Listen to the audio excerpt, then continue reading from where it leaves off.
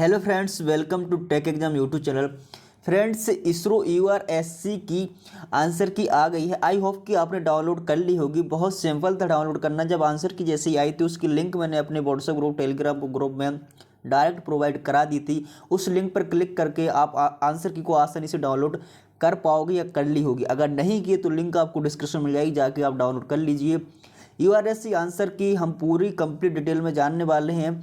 आपको कितने क्वेश्चन थे और आपके कितने नंबर आ रहे हैं आप चेक कर सकते हो। और हम किस टाइप से क्वेश्चंस पूछे गए थे, कितने यूनिक क्वेश्चंस पूछे गए थे, पूरे 60 क्वेश्चंस को हम यहाँ पर 60 क्वेश्चंस को डिस्कस करने वाले हैं। सो वीडियो में शुरू से लेकर अंत तक जरूर बने रहिए ताकि आपको पूरे के पूरे क्वेश्चंस देखने को मिले। अगर आप मेरे चैनल पर पहली बार विजिट कर रहे हैं तो प्लीज़ चैनल को यहाँ पर सब्सक्राइब करके बेल आइकन प्रेस जरूर कर रहे हैं। आप अगर यहाँ पर देखोगे तो आपके लिए यहाँ पर देखिएगा technician fitter B, post code यहाँ पर 02, यानी कि फिटर का आंसर की है।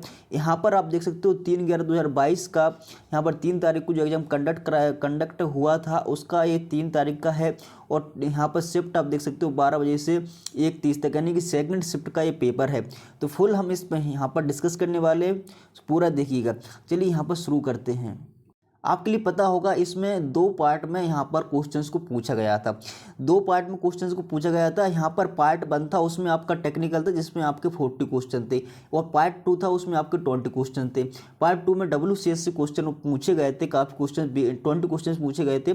उसमें से भी मैं बताऊँगा कौन सी यूनिक क्वेश्चन है। टोटल आपके 60 क्वेश्चन पूछे गए थे। तो टोटल हम पूरे के पूरे 60 क्वेश्चन डिस्कस करने वाले हैं। फर्स्ट क्वेश्चन से स्टार्ट करते हैं। फर्स्ट क्वेश्चन है आपका, नाली एवं अन्य पतली नालिकाओं को काटने के लिए हेक्साब्लेड का अंतराल होता है। तो आपके लिए बहुत सिंपल क्वेश्चन से, बहुत पॉपुलर क्वेश्चन से, कई बार एग्जाम आया हुआ है। तो यहाँ पर नाली एवं ट्यूब को काटने के लिए, पतले सेक्शन को काटने के लिए हम कौन से पिच ब्लेड का यूज करते हैं? तो आप करते हैं 0.02 mm का। यहाँ पर बी ऑप्शन हमारा करेक्ट है। इसरो ने भी हमारे बी ऑप्शन को करेक्ट माना है। इस स्टूडेंट का भी बी ऑप्शन यहाँ पर सही देखने को मिल रहा है। ठीक, आपने कट ऑफ का अंदाजा भी लगा सकते हो। काफ़ी यहाँ पर कम कट ऑफ जाने वाला है क्योंकि बहुत सारे कन्फ्यूजन वाले क्वेश्चंस थे और बहुत सारे यूनिक क्वेश्चंस भी इसमें पूछे गए थे। ठीक है, यहाँ पर सेकंड क्वेश्चन आपका है, a hand tool used for closing and locking of seam in sheet metal work. Sheet metal work में यहाँ पर सीम को क्लोज और लॉक करने के लिए कौन से हैंड टूल का प्रयोग किया जाता है? तो आपने पढ़ा होगा सीट मेटल टूल में एक होता है ग्रूबर टूल। ग्रूबर टूल का हम यूज करते हैं वहाँ पर सीम को लॉक करने के लिए और वहाँ पर क्लोज करने के लिए। अब सीम क्या होता है, अगर आपने सीट मेटल चैप्टर पढ़ा है तो आपके लिए सीमिंग और हेमिंग 2 चैप्टर हैं, यानी 2 क्रिया होती हैं, आपने वो पढ़ी होंगी। ठीक है, सीमिंग यहाँ पर हमारा ग्रूबर जो राइट आंसर हो जाएगा। नेक्स्ट क्वेश्चन नंबर 3 है आपकी स्क्रीन पर। अगर आपको कोई भी क्वेश्चन का आंसर आता है, कोई भी क्वेश्चन में डाउट है तो आप कमेंट कर सकते हो। अगर आपको आंसर आता है तो उस आंसर का आप कमेंट बॉक्स वो आंसर आप कमेंट बॉक्स में लिख सकते हो। नेक्स्ट क्वेश्चन नंबर 3 आपसे पूछा गया था, the surface roughness accepted easily from boring process as per IS 3073 1967। यहाँ पर आपको बोरिंग की सरफेस नंबर बताना था कि जो बोरिंग प्रोसेस करते हैं उसकी सरफेस कितने माइक्रोन में, उसका क्या मतलब एक्सेप्टेड, क्या उसकी रफनेस होगी, क्या वैल्यू हुई, वो आपके लिए बतानी थी। तो यहाँ पर जो बोरिंग की होती है वो होती है 1.6 से, यहाँ पर देखिए बोरिंग की आपकी होती है 1.6 से 6.3 माइक्रोमीटर होती है। तो ठीक है, आपको यहाँ पर देखने को मिल जाएगा। थोड़ा सा बड़ा कर दूँ ताकि आपको अच्छे से देखें। यहाँ पर देखिए ए ऑप्शन बिल्कुल सही हो जाएगा। और सबकी टर्निंग के लिए अलग होती है, ग्राइंडिंग के लिए अलग होती है, सबकी roughness grade and roughness value सभी की अलग अलग होती है। तो यहाँ पर N1 से, यहाँ पर देखिए N1 से आपकी होती है N12 तक।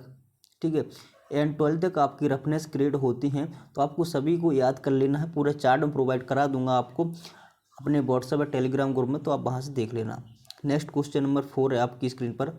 यहाँ पर देख सकते हो, identify the following symbol in pipe fitting. Pipe fitting से क्वेश्चन लिया गया था। तो भैया पाइप फिटिंग से भी क्वेश्चन पूछे जाते हैं। जैसे कि अगर आपका DRDO का एग्जाम है, कोई भी एग्जाम है, तो पाइप फिटिंग भी आप देख लेना। वहाँ से क्वेश्चन उठाने लगे हैं एग्जाम में, तो पाइप फिटिंग से भी क्वेश्चन आएंगे। यहाँ पर एक आपको सिंबल दिया गया था, बताना था कि कौन से सिंबल है। तो यहाँ पर जो हमारा सिंबल है वो हो जाता है यूनियन स्क्रू। यहाँ पर यूनियन स्क्रू का सिंबल आपको दिया गया था। बहुत सिंपल था और बहुत सारे स्टूडेंट का एक करेक्ट आंसर होगा। नेक्स्ट क्वेश्चन नंबर 5 आपके स्क्रीन पर है। क्वेश्चन नंबर 5 पूछा जा रहा है, in lathe the compound rest can be swivelled horizontal through. यहाँ पर भैया जो हमारा लेथ होता है, लेथ का जो कंपाउंड रेस्ट होता है वो कितने डिग्री पर उसे हम स्विवल कर सकते हैं, घुमा सकते हैं। तो आपने अगर लेथ का प्रयोग किया है, अगर आपने लेथ मशीन चलाई है या देखी है तो आपको पता होगा जो कंपाउंड रेस्ट जो हमारा होता है, जो कि क्रॉस स्लाइड के ऊपर होता है, उसे हम 360 डिग्री में घुमा सकते हैं। तो यहाँ पर कुछ स्टूडेंट का मानना कि 180 डिग्री तक घुमा सकते हैं, गलत हो जाता है 180 डिग्री वाले स्टूडेंट, क्योंकि उसे हम पूरा का पूरा चारों ओर घुमा सकते हैं। तो 360 डिग्री हमारे यहाँ पर करेक्ट आंसर हो जाएगा। अगर आपने लेथ मशीन देखी है, चलाया, तो आपके लिए पता होगा। नेक्स्ट क्वेश्चन नंबर 6 आपकी स्क्रीन पर है। बोला जा रहा है the coupling use to connect two parallel shaft whose axes are at a small distance apart is called. ठीक है, वह कौन सी कपलिंग है जो दो पैरेलल समांतर शाफ्टों को कनेक्ट करने के लिए स्मॉल छोटी दूरी में तो समांतर शाफ्टों को कनेक्ट करने के लिए किस कपलिंग का यूज करते हैं। तो यहाँ पर हम करते हैं ओल्ड होम कपलिंग। अब ओल्ड हेम कपलिंग क्या होती है? ओल्ड हेम कपलिंग और यूनिवर्सल कपलिंग, ग्रिड कपलिंग, सभी कपलिंग अलग अलग प्रकार की होती हैं, जिनके अलग अलग कार्य होते हैं और अलग अलग कार्य में यूज होती हैं।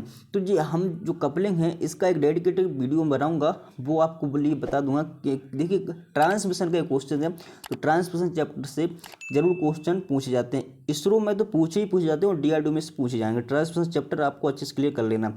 यहाँ पर हमारा हो जाएगा Oldham coupling, C is the right answer हो जाएगा। ठीक है, नेक्स्ट क्वेश्चन नंबर 7 आपकी स्क्रीन पर है। यहाँ पर पूछा गया था difference between the maximum and minimum limit of basic dimension is called. तो आप maximum limit and minimum limit के अंतर को क्या कहते हैं? टॉलरेंस कहते हैं। यहाँ पर हमारा B is the right answer हो जाएगा। बहुत सिंपल क्वेश्चन यहाँ पर पूछा गया था। नेक्स्ट क्वेश्चन है सामान्य शोल्डर के लिए निम्नलिखित संयोजन में से कौन सा सही है जिसका प्रयोग सामान्य धातुओं के उपयोग हेतु किया जाता है? तो 50% टिन होता है, 50% लेड होता है। ए इज द राइट आंसर हो जाएगा। ठीक है, नेक्स्ट क्वेश्चन नंबर 9 आपकी स्क्रीन पर है। अगर आपने अभी तक वीडियो को लाइक नहीं किया तो वीडियो को लाइक जरूर कर दें, सभी दोस्तों में शेयर कर देना ताकि सभी दोस्तों को इंपॉर्टेंट वीडियो मिल सके। और चैनल को अभी तक सब्सक्राइब नहीं किया तो सब्सक्राइब जरूर कर लेना। Which one of the following is non destructive testing method. अब देखिए दो प्रकार के टेस्ट होते हैं, एक होते हैं डिस्ट्रक्टिव, एक होता है नॉन डिस्ट्रक्टिव। तो डिस्ट्रक्टिव और नॉन डिस्ट्रक्टिव आपको अच्छे से आते होंगे। सिंपल सा इसका यूज ये होता है, इस तरीके से आप पहचान सकते हो। नॉन डिस्ट्रक्टिव मतलब जिसमें धातुओं को तोड़ा नहीं जाता है, और डिस्ट्रक्टिव मतलब धातु को तोड़कर जो चेक किया जाता है। आपको ऐसा लगता होगा डिस्ट्रक्टिव का मतलब ये होता है कि हम धातुओं को जब मोड़ते हैं, जैसे कोई हमारा ए फ्लैट है, ये हमारी रॉड है, इसको हमने जोड़ा है, ठीक है, यहाँ पर इसको हमने जोड़ा है और हमने यहाँ से जोड़ा है। जब हम इसको बेंड करके देखेंगे, इस प्रकार से हम बेंड करके देखें, अगर ये धातु नहीं टूटती है तो वो हमारा होता है डिस्ट्रक्टिव टेस्ट। जब हम इस धातु को यानी कि बेंड करके देखेंगे और धातु नहीं टूटती, वो होता है हमारा डिस्ट्रक्टिव टेस्ट। इसे बिना मोड़े अगर हम चेक करते हैं तो वो हो जाता है हमारा नॉन डिस्ट्रक्टिव टेस्ट। ये आपको याद रखना है। अगर आपसे पूछा जाए, कभी इस प्रकार क्वेश्चन पूछा जाएगा या कभी गया होगा, इस प्रकार से पूछना क्वेश्चन नंबर अगर आपसे पूछा जाए तो आप कंफ्यूज हो जाएंगे। क्या डिस्ट्रक्टिव टेस्ट में धातुओं को तोड़कर चेक किया जाता है? तो सभी स्टूडेंट लगा देंगे yes yes yes yes, but question गलत हो जाएगा। डिस्ट्रक्टिव जो टेस्ट होता है उसमें धातुओं को तोड़ा नहीं जाता है, बल्कि उस कंडीशन में लाया जाता है कि धातु टूटे ना। अगर धातु टूटती नहीं है तो हमारा जोड़ सही माना जाता है। ठीक है, अगर मान लो आपने कोई धातु को जोड़ा और उसको अगर तोड़ दिया, तोड़ के चेक किया, फिर जोड़ का मतलब ही क्या निकला, इसलिए धातु को तोड़ा नहीं जाता, बस ओनली उस कंडीशन तक लाया जाता है कि धातु टूटे ना। तो यहाँ पर हमारा नॉन डिस्ट्रक्टिव टेस्ट जो होता है वो रेडियोग्राफी होता है।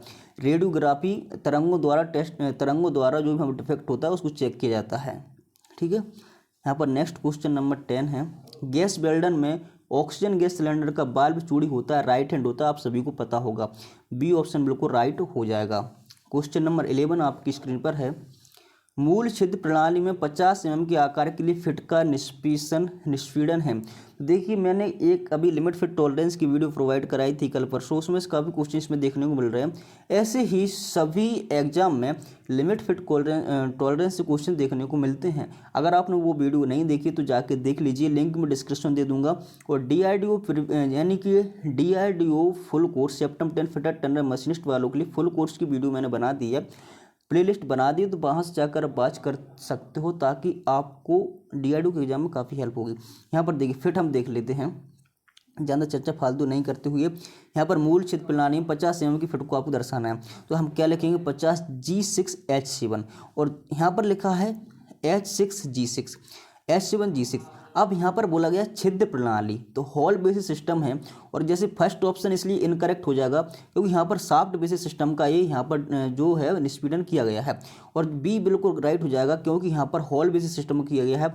और मैंने आपके लिए बताया था लिमिट पर टॉलरेंस वाले वीडियो में कि यहाँ पर G6 मान लो, और यहाँ पर इंटू कभी नहीं लगता हमारा, जब भी हम फिट को दर्शाते हैं तो वहाँ पर इंटू कभी नहीं लगता है। वहाँ पर हमारा देखिए, वहाँ पर हमारे 3 प्रकार से फिट को दर्शाया जाता है। मैंने अभी आपके लिए लिमिट टॉलरेंस वाली वीडियो में बताया था। या तो हम टॉलरेंस को इस प्रकार फिट को इस प्रकार दर्शाते हैं ऑब्लिक लगा के, या फिर हम फिट को इस प्रकार दर्शाते हैं, देखिए फिट को हम इस प्रकार दर्शा सकते हैं, इस प्रकार, या फिर हम फिट को इस प्रकार दर्शा सकते हैं, यहाँ पर डिवाइड लगा के हम फिट को, जैसे कि यहाँ पर डिवाइड लगा दिए और G6, ये 3 प्रकार से हम फिट को दर्शा सकते हैं, और चौथा कोई प्रकार नहीं है फिट को दर्शाने का। इसलिए इस हमारे फर्स्ट तो हमारा सॉफ्ट बेसिस सिस्टम इसलिए इनकरेक्ट हो जाएगा, ये हमारे दोनों मेथड ही इनकरेक्ट हैं। हमारा B is the right answer हो जाएगा, 100% B is the right answer हो जाएगा। नेक्स्ट क्वेश्चन नंबर 12 आपकी स्क्रीन पर है। देखिए एक क्वेश्चन, देखिए कहाँ से उठाया गया, कभी किसी ने सोचा नहीं होगा क्वेश्चन बन सकता था।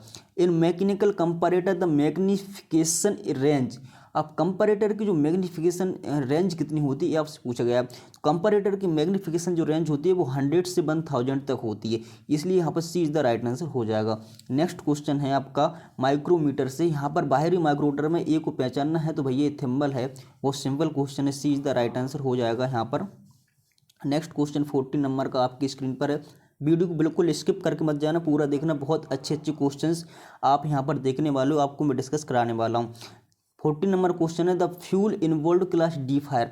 तो डी फायर हमारा मेटल वाली फायर जिसे बोलते हैं, तो हमारा कौन सा फ्यूल इन्वॉल्व होता है, मेटल होता है, C is the right answer हो जाएगा। ठीक है, नेक्स्ट क्वेश्चन 15 नंबर का यहाँ पर है। देखिए ये क्वेश्चन से आपको लग रहा होगा कि एक यूनिक क्वेश्चन आया, बट ये यूनिक क्वेश्चन भैया नहीं है। अगर आप निमी की बुक खोल के देखोगे तो ये क्वेश्चन आपको वहाँ पर फिगर के माध्यम से देखने को मिल जाएगा, इसका नाम भी वहाँ पर लिखा गया है। सोल्डरिंग में आप जाओगे वहाँ पर ये क्वेश्चन आपको निमी की बुक में मिल जाएगा, और एशियन की बुक में भी शायद दिया है। देखिए यहाँ पर पूछा गया है धातु पत्र कार्य में जोड़ को मजबूत और रिसाव प्रूफ बनाने के लिए प्रयुक्त शोल्डर लैप जोड़। देखिए आपने 3 प्रकार के जॉइंट ही पढ़े होंगे, बट जॉइंट, लैप जॉइंट और कॉर्नर जॉइंट, लेकिन ये लैप जॉइंट का ही प्रकार है। लैप जॉइंट जो हमारे 3 प्रकार के होते हैं, एक होता है abutting lap joint, corner lap joint और जोगल्ड लैप जॉइंट। ये जो हमारा दर्शाया गया है यहाँ पर जोगल्ड लैप जॉइंट दर्शाया गया है, और यहाँ पर बहुत सारे स्टूडेंट ने यहाँ पर क्या लगाया है भैया, कॉर्नर लैप जॉइंट लगा दिया। क्या कह रहे हैं ये सोच के कि यहाँ पर बोल रहे हैं कॉर्नर दोनों को जोड़ा जा रहा है, बट आप देख रहे हो कि एक दूसरे को ओवरलैप कर रहे हैं, बट यहाँ से कुछ एंगल पे यहाँ पर मोड़कर नीचे यहाँ पर किया गया है, इसलिए इसे बोलते हैं जोगल्ड लैप जॉइंट। आपको बारीकी से पढ़ना, थ्योरी को बहुत बारीकी से, तब आप कोई भी एग्जाम क्रैक कर पाओगे। नेक्स्ट क्वेश्चन 16 नंबर का है the following is a type of electric resistance welding. Electric resistance welding का कौन सा टाइप है, तो यहाँ पर जो हमारा सीम वेल्डिंग होता है वो हमारा इलेक्ट्रिक रेजिस्टेंस वेल्डिंग के अंतर्गत आता है, और थर्मल वेल्डिंग जो हमारा होता है वो हमारा एक केमिकल रिएक्शन वेल्डिंग के अंतर्गत आता है। आपको वेल्डिंग तो अच्छे से आती ही होगी। नेक्स्ट क्वेश्चन 70 नंबर का है बिंचेस आर यूज्ड। यहाँ पर देख सकते हो बिंचेस क्या होता है, जैसे कि आपने कभी क्रेन मशीन देखी होगी। क्रेन मशीन में इस प्रकार से एक रोलर लगा होता है, और उसमें बहुत सारा यहाँ पर वायर बीच में लपेटा हुआ रहता है, इसमें स्टील का वायर रहता है जो लपेटा हुआ होता है। इस प्रकार बेंचेस होती हैं, तो बेंचेस में वायर लपेटा हुआ रहता है, और उसे हम यहाँ पर वायर को कोई भी वस्तु से यहाँ पर बांध के इसे खींच सकते हैं। ठीक है, ये इसका कार्य होता है। तो यहाँ पर हम ऑप्शन देख लेते हैं, whenever load are to be lifted, यहाँ पर लोड को उठा सकते हैं बोल रहा है। To pull heavy load along the ground, यहाँ पर बोल रहा है कि ग्राउंड से हम कोई भी हैवी लोड को खींच सकते हैं। और नेक्स्ट क्वेश्चन है to roll easily over any uneven surface along the road. Road से अनइवन विषम सरफेस पर उसे इजीली हम रोल कर सकते हैं, यानी धकेल सकते हैं, ये यहाँ पर बोल रहा है। ये हम नहीं कर सकते, इसे धकेल नहीं सकते हैं, ना ही इसे हम उठा सकते हैं, लेकिन हम उसे खींच सकते हैं। मैंने क्या बताया, यहाँ पर कोई हमारा इस प्रकार से यहाँ पर देखिए रोलर लगा हुआ है, ये यहाँ पर एक रोलर है, उसमें स्टील का वायर लपेटा हुआ है इस प्रकार से, और यहाँ पर स्टील का वायर, यहाँ पर कोई हमारी धातु उसे हम बांध कर यहाँ पर ए ऑटो, यहाँ पर मोटर एक लगी होती है, मोटर द्वारा एक घिरनी घूमती है, ए रिवर्स भी घूम सकती है, फॉरवर्ड भी घूम सकती है। यहाँ पर एक घिरनी घूमेगी, तार इसमें लपेटना स्टार्ट होगा और तार हमारा पास आते जाएगा और हमारा उस वस्तु को खींच सकते हैं, इसलिए हमारा B is the right answer हो जाएगा। अगर आपको बेंचेस का फिगर देखना है तो आप गूगल पर सर्च करोगे बेंचेस, तो आपको वहाँ पर फिगर देखने को मिल जाएगा, आप अच्छे से समझ सकते हो। नेक्स्ट क्वेश्चन नंबर 18 आपकी स्क्रीन पर है, यहाँ पर है विघटित स्टील सिलेंडर में दाब। अब देखिए स्टील सिलेंडर में दाब कितने पर भरा होता है, कितने पर गैस कौन सी दाब पर भरी होती है, तो 15 से 16 किलोग्राम प्रति वर्ग सेंटीमीटर। अगर आपसे यहीं पर ऑक्सीजन का पूछा जाए तो वहाँ पर 7 घन मीटर हो जाता है आपका, 7 घन मीटर, ठीक है, यहाँ पर बी द राइट आंसर हो जाएगा। नेक्स्ट क्वेश्चन 19 नंबर का आपकी स्क्रीन पर है, these bearings are designed to take an axial thrust as well as radial load. Radial और एक्सियल थ्रस्ट लोड को कौन सी बीयरिंग ले सकती है, तो आपके लिए पता होगा एंगुलर कॉन्टैक्ट बॉल बीयरिंग जो हमारी होती है वो एक्सियल और थ्रस्ट लोड को ले सकती है, इसलिए यहाँ पर B is the right answer हो जाएगा। बीयरिंग से कोई बीयरिंग चैप्टर जो limit fit tolerance chapter, heat treatment chapter, जो कुछ कम से कम 10 ऐसे मोस्ट इंपॉर्टेंट चैप्टर हैं जहाँ से क्वेश्चंस भैया आना ही आना है, इम्पॉसिबल हो जाता है, कोई एग्जाम भी वहाँ पर नहीं हो सकता जहाँ पर 10 चैप्टर से क्वेश्चंस ना आए। मैं आपकी 10 चैप्टर की लिस्ट अगर आपको चाहिए तो हमारे टेलीग्राम ग्रुप में जुड़ जाइए, व्हाट्सएप ग्रुप में जुड़ जाइए, लिंक आपको डिस्क्रिप्शन में मिल जाएगी। मैं वहाँ पर 10 चैप्टर की लिस्ट आपको दे दूंगा जहाँ से आपके कम से कम 2-2 क्वेश्चंस कन्फर्म आना ही आना है। नेक्स्ट क्वेश्चन है threads used in bulb spindle. ये क्वेश्चंस बहुत स्टूडेंट को यूनिक लगा है, अलग से आया है, लेकिन बहुत सिंपल क्वेश्चन है। बट यहाँ पर गलत क्या हुआ है, क्योंकि हम गहराई से डीपली नहीं पढ़ते हैं, बारीकी इस थ्योरी को नहीं पढ़ते हैं। यहाँ पर बोला जाता है भैया स्पिंडल में कौन सी थ्रेड होती है, तो स्पिंडल में यहाँ पर नक्कल थ्रेड होती है, बिल्कुल सही आंसर है। अब नक्कल थ्रेड होती क्या है, आपने जनरली देखा होगा जो हमारी बोतल होती है, कोई शीशी होती है, उसके जो मुँह पर यहाँ पर जैसे कोई बोतल है हमारी, थोड़ा सही नहीं है, ये बोतल है, इसके जो मुंह पर यहाँ पर नक्कल थ्रेड कटी होती है ढक्कन लगाने के लिए। अब यहाँ पर नक्कल थ्रेड क्यों काटी जाती है, यहाँ पर हम एक में बट्रेस बर्म थ्रेड क्यों नहीं काट सकते हैं। यहाँ पर बहुत सारे स्टूडेंट ने क्या लगाया भैया बट्रेस थ्रेड, तो बट्रेस थ्रेड जो होती है यहाँ पर समझिएगा, कॉन्सेप्ट आप समझिएगा, वीडियो को छोड़ के मत जाना। यहाँ पर जो बट्रेस थ्रेड हमारी होती है उसका एक साइड हमारा 45 डिग्री, एक साइड 90 डिग्री होता है। तो उसमें होता क्या है कि हम उसमें करते क्या हैं, एक साइड जहाँ पर एक साइड दबाव लगता है वहाँ पर हम बट्रेस थ्रेड का यूज करते हैं। और एक में थ्रेड का आपके लिए पता होगा एक स्क्वायर थ्रेड का एक फॉर्म है जो लीड स्क्रू में जनरली यूज करती है, होती है हैवी लोड के लिए, हम वहाँ पर एक में थ्रेड का यूज करते हैं। और बट्रेस थ्रेड का हम यूज करते हैं एक साइड दबाव लगाने के लिए। और बर्म थ्रेड जो होती है इसकी जो गहराई होती है बर्म थ्रेड की सबसे ज़्यादा होती है, इसलिए ये हमारी हैवी लोड वर्किंग में करते हैं। जैसे कि कोई शाफ्ट है, ठीक है, शाफ्ट को या तो बर्म थ्रेड बर्म गियर के साथ यूज की जाती है जनरली, जैसे कि कोई डायरेक्शन चेंज करनी रहती है, जैसे कि हमारे ये यहाँ पर रोटरी मोशन है, इसे हम लीनियर मोशन में चेंज करना चाहते हैं, तो यहाँ पर एक बर्म गियर लगा होगा, एक बर्म पिनियन लगी होती है, वहाँ पर बर्म थ्रेड जैसे इसी प्रकार बर्म थ्रेड होती है, हमें यहाँ पर डायरेक्शन चेंज कर से इसकी गहराई ज़्यादा होती है, इसलिए कभी स्लिप मिलिप होने का चांस नहीं होता है। और हम इसका इन तीनों का प्रयोग इसीलिए नहीं करते हैं। और नक्कल थ्रेड का प्रयोग ही क्यों करते हैं, यहाँ पर स्क्वायर थ्रेड बी थ्रेड का प्रयोग और BSW थ्रेड का प्रयोग क्यों नहीं कर सकते हैं। देखिए स्पिंडल जो होता है हमारा, जैसे कि हम पाइप फिटिंग में यहाँ पर बोला गया है बाल्ब के स्पिंडल, तो यहाँ पर जब पाइप फिटिंग होती है कोई बाल्ब हम यहाँ पर लगा देते हैं इस प्रकार, और इसका ये स्पिंडल लग गया है, ठीक है, तो स्पिंडल जो होता है उसको हमको हाथ से खोलना होता है और ईजिली खुल सके, जल्दी से खुल सके, इसलिए हम स्पिंडल को लगाते हैं पाइप फिटिंग में। तो ऐसी कौन सी थ्रेड है जो हाथ से खोली जा सकती है और इजीली खोली जा सकती है, तो वो हमारी होती है नक्कल थ्रेड। नक्कल थ्रेड में क्या होता है, इसका जो देखिए यहाँ पर रूट और क्रेस्ट जो होता है वो हाफ राउंड होता है, इस प्रकार से होता है, ठीक है, इस प्रकार से यहाँ पर नक्कल थ्रेड में बना देता हूँ, आपने देखी भी होगी नक्कल थ्रेड इस प्रकार से आपकी होती है।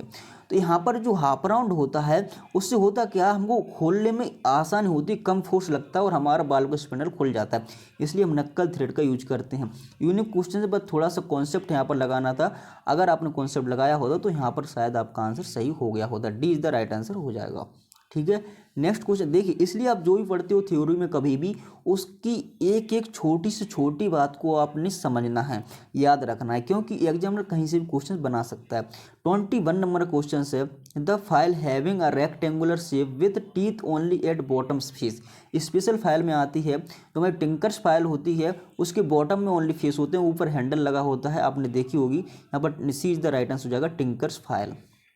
ठीक है, इसका ऑटोमोबाइल बॉडी की टिंकरिंग करने के बाद फिनिश करने के लिए हम टिंकर फाइल का यूज करते हैं।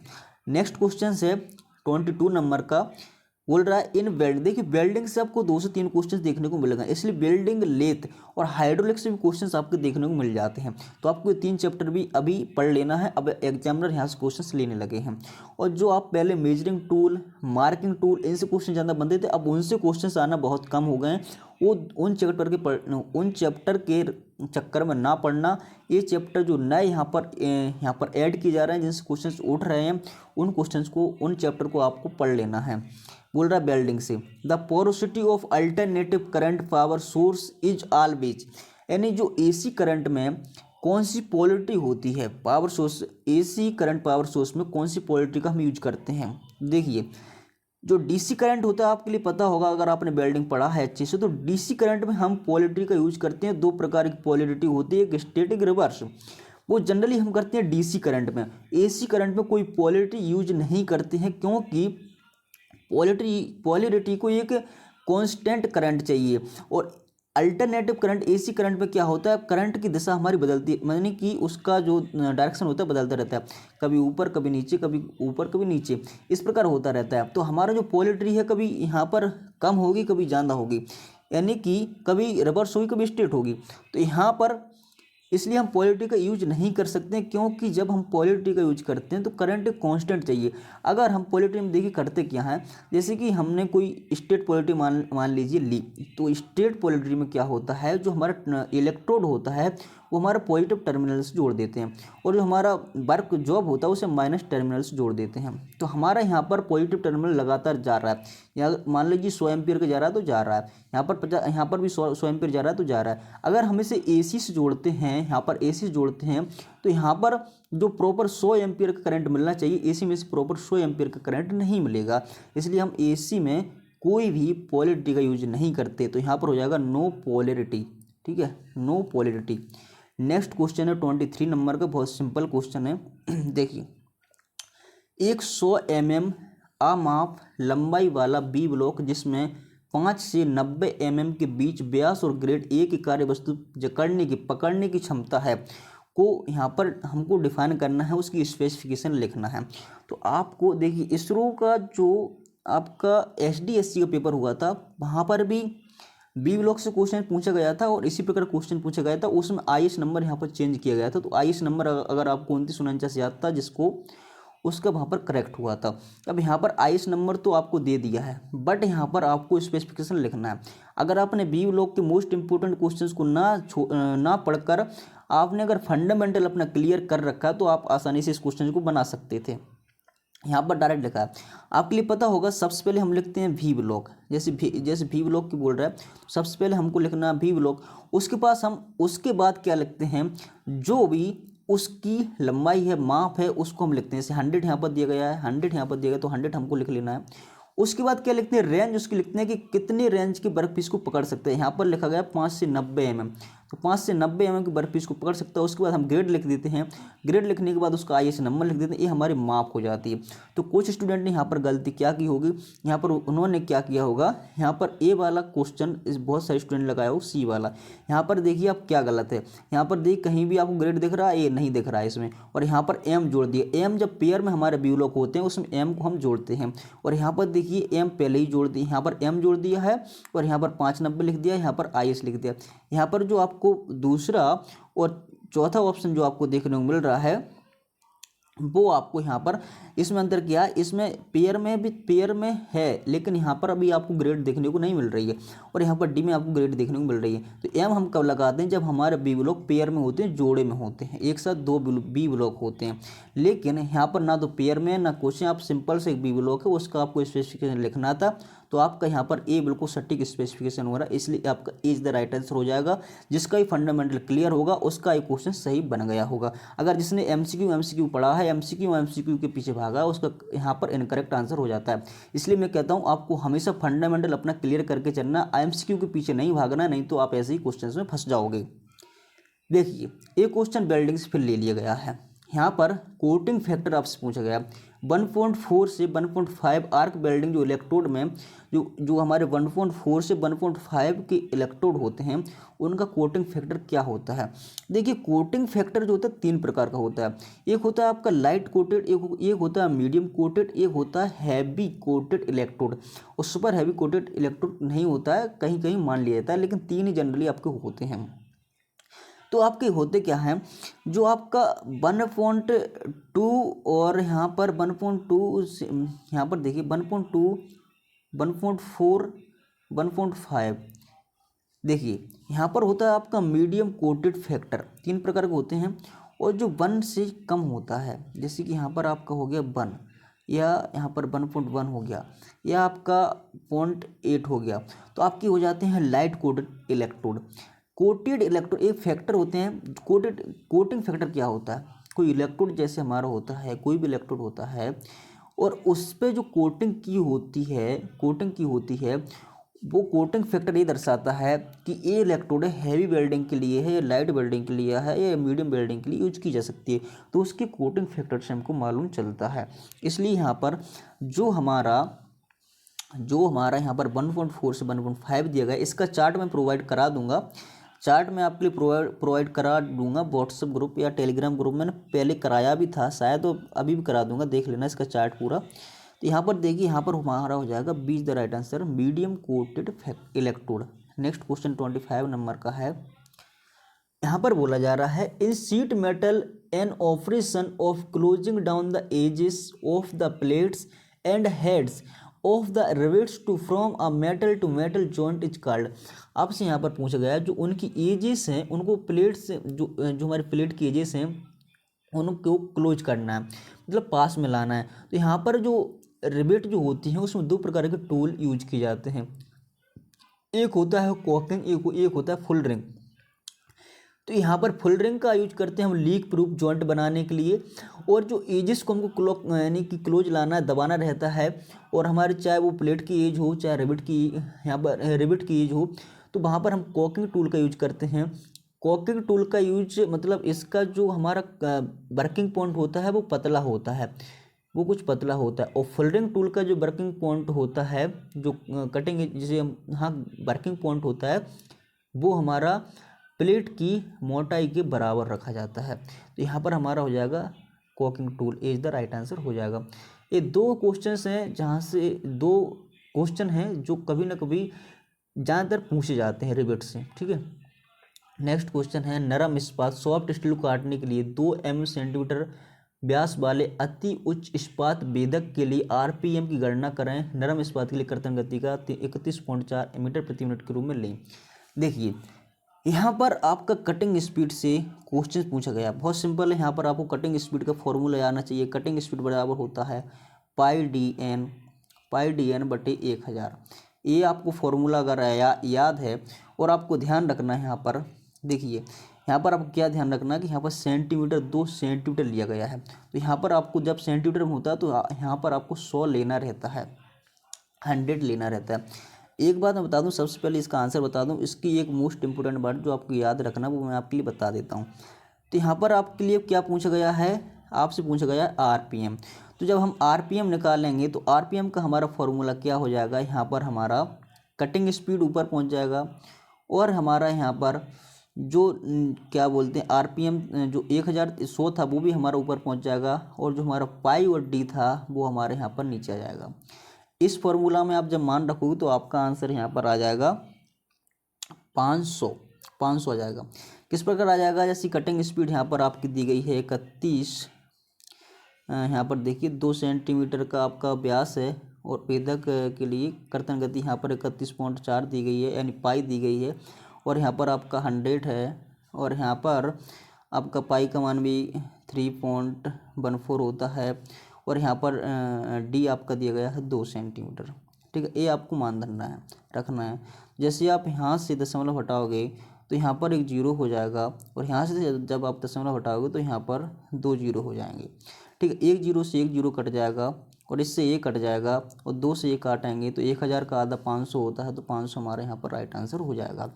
लेकिन आपने 3 फार्मूला देखे होंगे इसके आपने 3 फार्मूला कौन से देखे होंगे? जैसे कटिंग स्पीड बराबर होता है हमारा पाई डी एन 12। एक अब लेते हैं जब भी हमारा व्यास होता है इंच में दिया रहता है। और एक हमारा यहाँ पर फार्मूला होता है पाई डी एन बटे 100, जब हमारा व्यास सेंटीमीटर में दिया रहता है तो हम 100 लेते हैं। और एक फार्मूला हमारा होता है पाई डी एन बटे 1000, जब हमारा यहाँ पर व्यास mm में होता है तो हम 1000 लेते हैं। बट आपने कभी ये सोचा है कि 1200 1000 ही क्यों लेते हैं? इसकी जगह हम 2000 क्यों नहीं ले सकते? इसकी जगह हम 500 क्यों नहीं ले सकते? ये फिक्स वैल्यू क्यों की गई है? तो आज मैं इसी कॉन्सेप्ट आपके लिए बताने वाला हूँ। देखिए, जो हमारा कटिंग स्पीड निकालना रहता है, हमको कटिंग स्पीड की हमारी यूनिट क्या दी रहती है? मीटर प्रति मिनट। तो हमारा व्यास जो रहता है वो सेंटीमीटर में दिया है, तो आपके लिए पता होगा कि हमारे 1 मीटर में 100 सेंटीमीटर होते हैं। तो हमको व्यास को मीटर में चेंज करना रहता है, इसलिए हम वहाँ पर 100 का यूज करते हैं।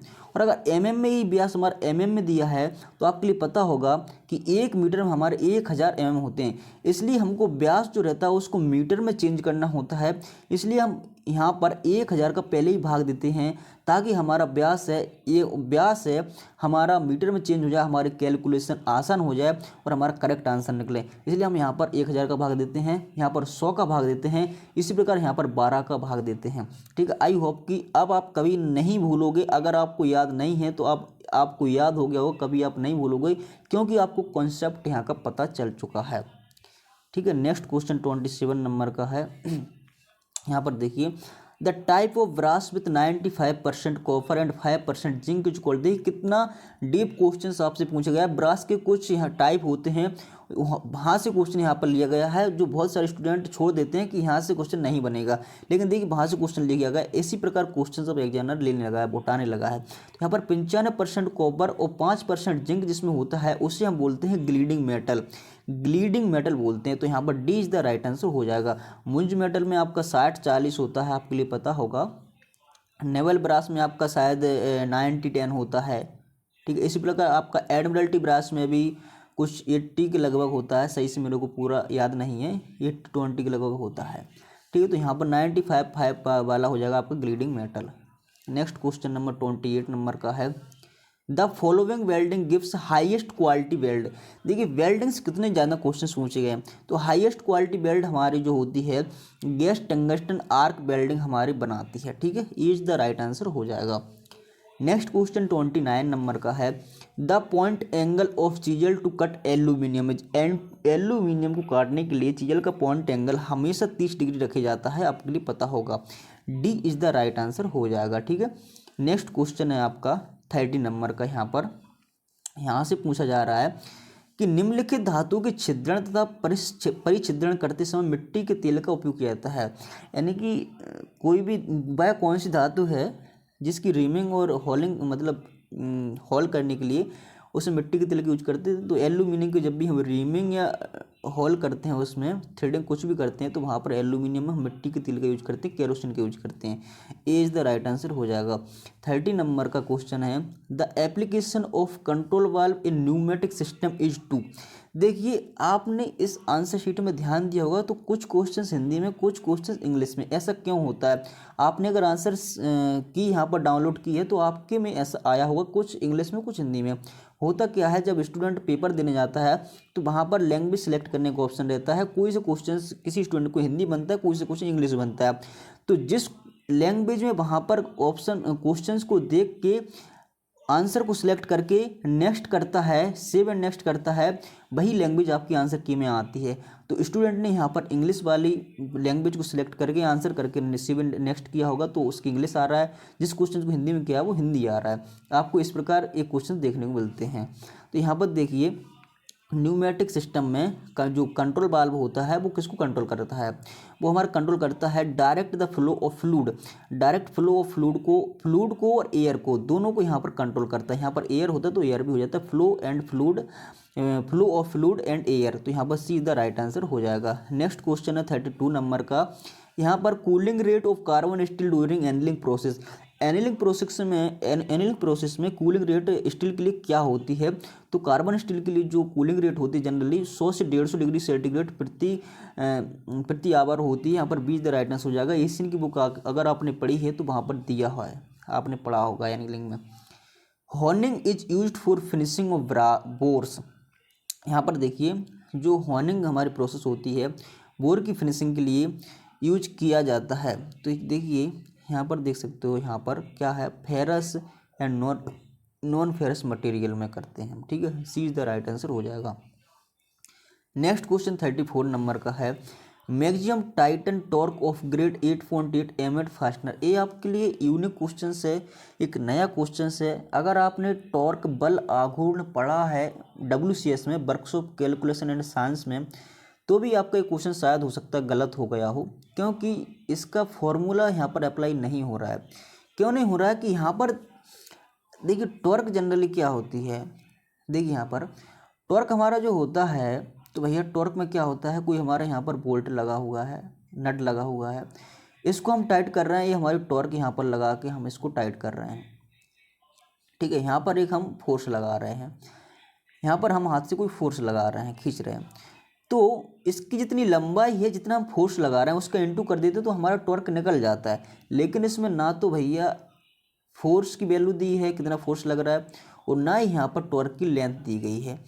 तो इसलिए इसकी जो यूनिट होती है वो भी न्यूटन मीटर होती है, क्योंकि जो लंबाई होती है वो मीटर में ली जाती है और जो आपका फोर्स होता है वो न्यूटन में लिया जाता है।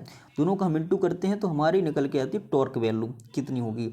लेकिन आपको M8 का बोल्ट को नट को टाइट करना है और वहाँ पर ग्रेड 8 इसकी अलग अलग ग्रेड होती है और अलग अलग बोल्ट के लिए यहाँ पर अलग अलग ग्रेड का यूज करते हैं और सबका अलग अलग टॉर्क यहाँ पर मान होता है।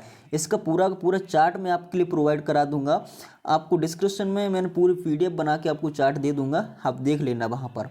और देखिए मैं यहाँ पर भी आपके लिए दिखा देता हूँ, देखिए यहाँ पर देख सकते हो, यहाँ पर देखिए मैक्सिमम रिकमेंडेड टाइटन टॉर्क है, देखिए ठीक है। यहाँ पर आप देख सकते हो, देखिए ग्रेड आपको अलग अलग देखने को मिलेगी। यहाँ पर मैं पेन थोड़ी कम कर लेता हूँ, तो अब देखिए आपको ग्रेड यहाँ पर मिलेगी 12.9 plate, grade 10.9 plated, grade 8.8 plated.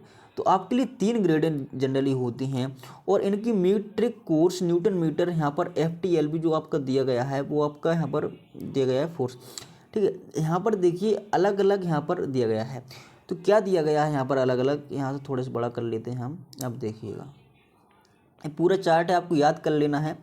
जैसे M6 के लिए यहाँ पर हमारा कितना फोर्स होगा, 14 होगा, और M8 के लिए यहाँ पर कितना होगा, 34, और आपका यहाँ पर 25 आपका फोर्स होगा 34।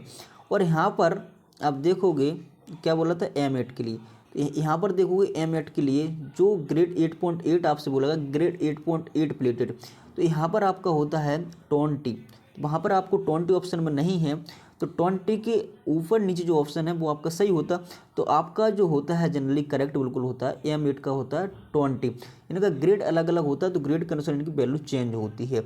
अब मैंने जनरली आपके लिए फॉर्मूला बता दिया, चार्ट बता दिया, आपको 2-4 कुछ याद रख लेना है। यहाँ पर अगर आपसे पूछा जाए एग्जाम में तो आप कर सको, ये चार्ट याद कर लेना। चार्ट की लिंक आपको डिस्क्रिप्शन में मिल जाएगी, इस PDF की डाउनलोड कर सकते हो और व्हाट्सएप और टेलीग्राम ग्रुप में ना डाल दिया है। यहाँ पर देख सकते हो M18 के लिए 406 है।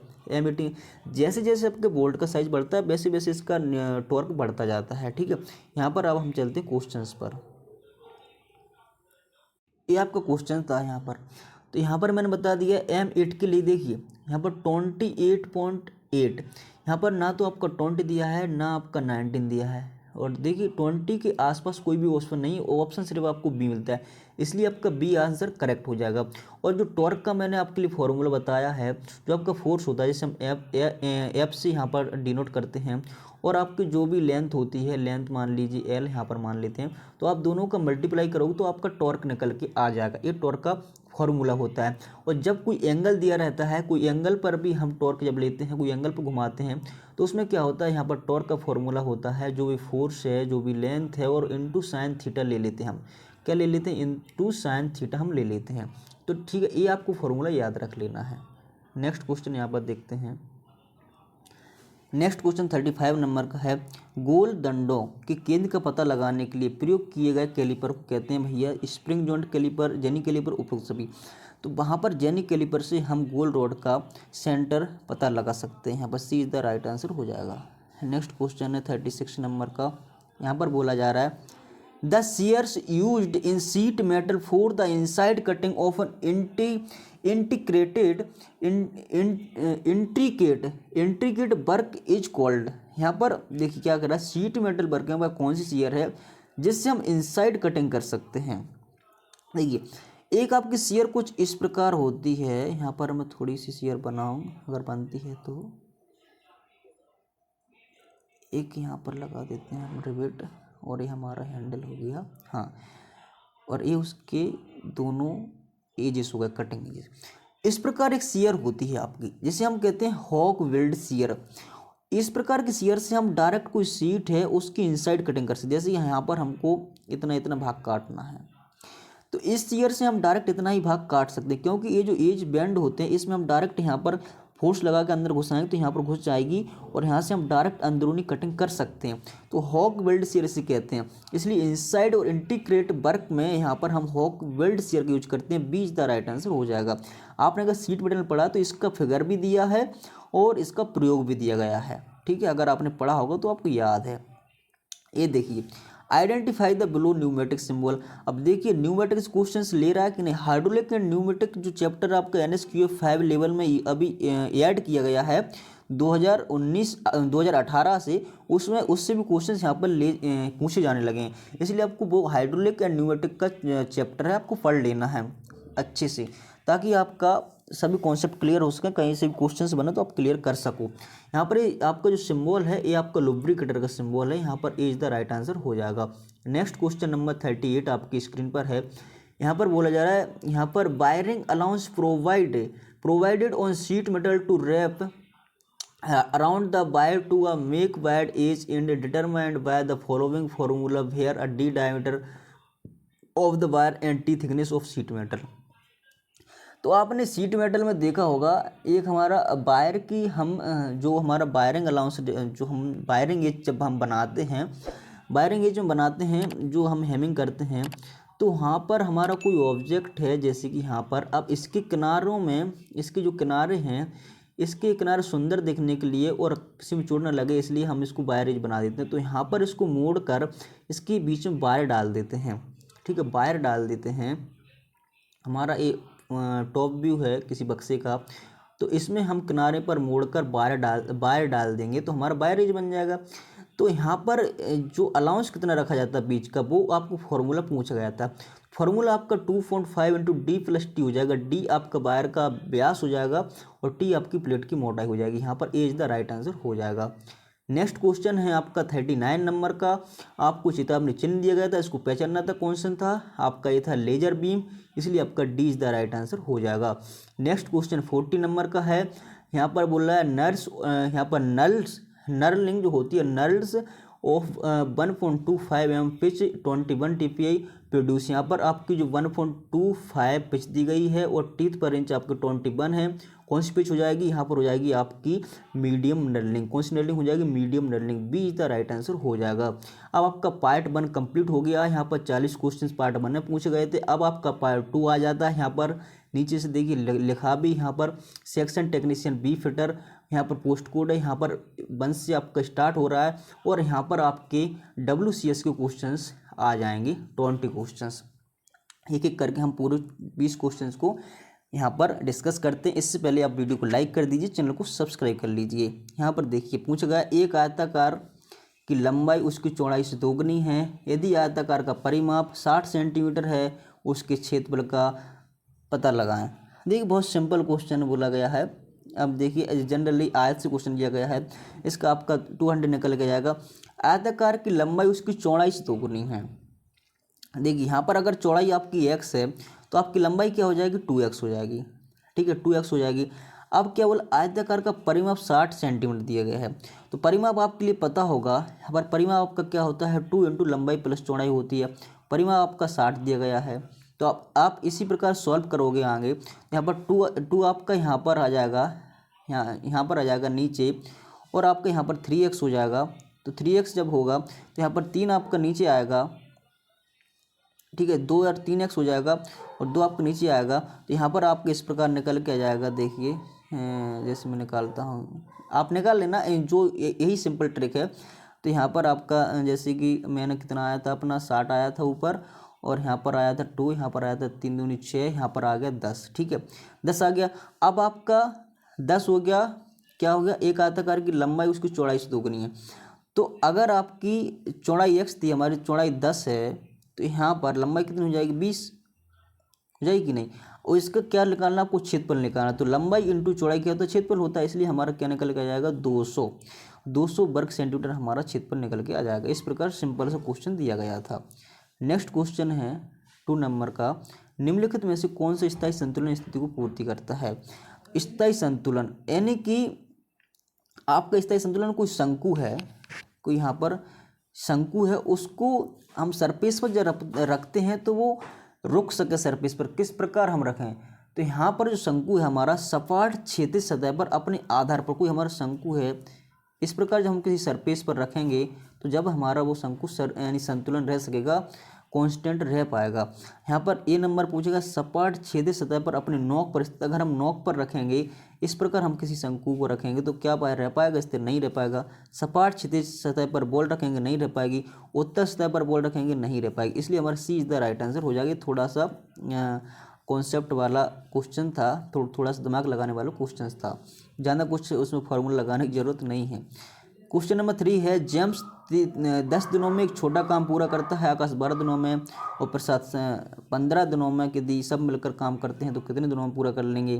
तो आपको सीधी सीधी एलसीएम ले लेना है, आपकी 4 यहाँ पर आएगी, और यहाँ पर बीच द राइट आंसर आ जाएगा। नेक्स्ट क्वेश्चन है 4 नंबर का, गतिशीलता द्वारा इलेक्ट्रोप्रेरक बल की दिशा को द्वारा दिखाया जाता है। जो आपकी इलेक्ट्रोप्रेरक बल की दिशा है वो आपकी फ्लेमिंग दाएं हाथ के नियम से दिखाई जाती है। इलेक्ट्रोप्रेरक बल, आपने फ्लेमिंग के राइट हैंड नियम को पढ़ा होगा, तो आपने यहाँ पर देखा होगा फ्लेमिंग के दाएं हाथ से हम इलेक्ट्रोप्रेरक की बल की दिशा की दिखाते हैं। सी इज द राइट आंसर हो जाएगा। नेक्स्ट क्वेश्चन 8 नंबर का, 5 नंबर का आपकी स्क्रीन पर है। एक बाइक की लागत मूल 25,000 है, विक्रेता को बाइक की लागत मूल पर 6% लाभ मिलता है। बाइक की विक्रय मूल्य ज्ञात करिए। यहाँ पर भैया 25,000 का आपको 6% निकाल लेना है और उसको इसमें जोड़ देना है। तो यहाँ पर आपका हो जाएगा 26,500, यानी कि आपको 16, यहाँ पर आपको कितना 1650, 6,500, 25,000 है ना आपका, यहाँ पर 1,000 और जुड़ गया है, और यहाँ पर 50, यहाँ पर 26, आपका जो भी 6% आपका निकल के आएगा वो आपको इसमें 25,000 में जोड़ देना, तो आपका विक्रय मूल्य निकल के आ जाएगा। देखिए जैसे यहाँ पर 2 जीरो 25 छक्का 150 हो जाएगा यहाँ पर इस प्रकार। तो आपको 1,500 यहाँ पर जोड़ देना है, 1,500 जैसे आप जोड़ दोगे आपको 26,500 निकल के आ जाएगा। नेक्स्ट क्वेश्चन नंबर 6, नाइट्रेटिंग प्रक्रिया है केस हार्डनिंग की, D is the right answer हो जाएगा। पूरे के पूरे क्वेश्चन WCS से उठाए गए आप देख पा रहे हो। A body is said to be in equilibrium if the resultant of all the forces and momentum acting on a body। देखिए यहाँ पर क्या है, एक बॉडी है तो उसका जो फोर्स, यहाँ पर आपका जो आंसर है वो आपका हो जाएगा मोर देन 1। आपका यहाँ पर सॉरी 0 हो जाएगा, क्या हो जाएगा 0 हो जाएगा। 0 क्यों हो जाएगा, कोई आपकी बॉडी है जो इक्विलिब्रियम ऑफ द रिजल्टेंट, आपका जो भी रिजल्ट आपका आएगा वो एकदम सेम आना चाहिए। Force and movement acting on body, body पर जब कोई मूवमेंट और एक्टम कौन सा कितना करेगा कि वो एकदम, कोई बॉडी आपकी यहाँ पर खड़ी है, मान लीजिए ए सरफेस यहाँ पर आप खड़े हुए हो, अब जब जीरो फोर्स वहाँ पर लगेगा, जीरो मोमेंटम करेगी, तभी तो आपकी बॉडी यहाँ पर पैरेलल रह पाएगी, तो यहाँ पर इसलिए जीरो आ जाएगा। ठीक है। नेक्स्ट क्वेश्चन नंबर 8 नंबर का है, यहाँ पर डायरेक्टली संवेग की यूनिट पूछी गई थी। तो संवेग की यूनिट आपकी होती है किलोग्राम डॉट मीटर प्रति सेकंड। यहाँ पर ए इज द राइट आंसर हो जाएगा।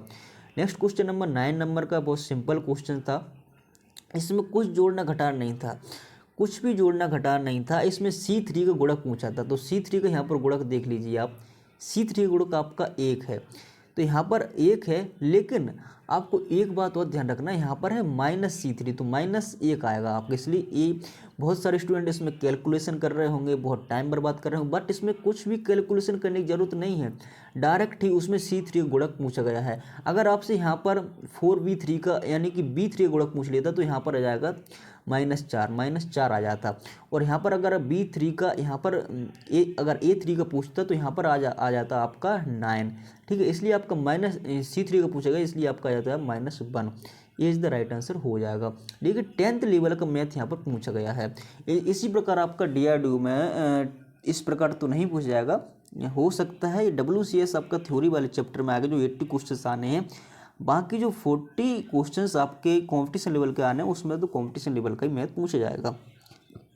यहाँ पर देखिए, यदि एक बस 60 मीटर की दूरी 5 सेकंड में तय करती है, उसकी औसत गति क्या है?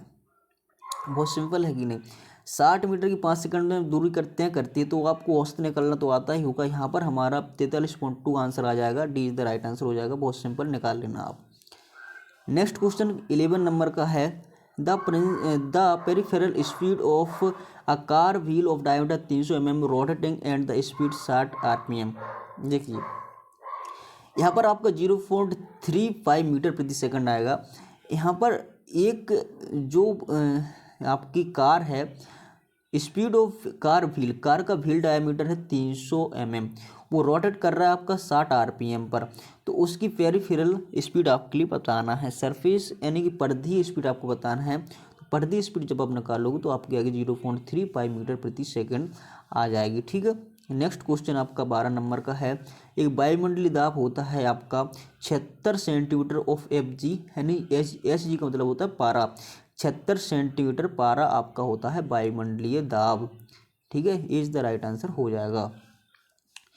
क्वेश्चन नंबर 13 है, π/4 रेडियन के डिग्री में बदलें, तो आपके लिए पता होगा, क्या पता होगा कि यहाँ पर जो हमारा पाई होता है 180 पाई, जो देखिए यहाँ पर थोड़ा सा एक फॉर्मूला होता है, यहाँ पर समझिए 180 डिग्री होता है।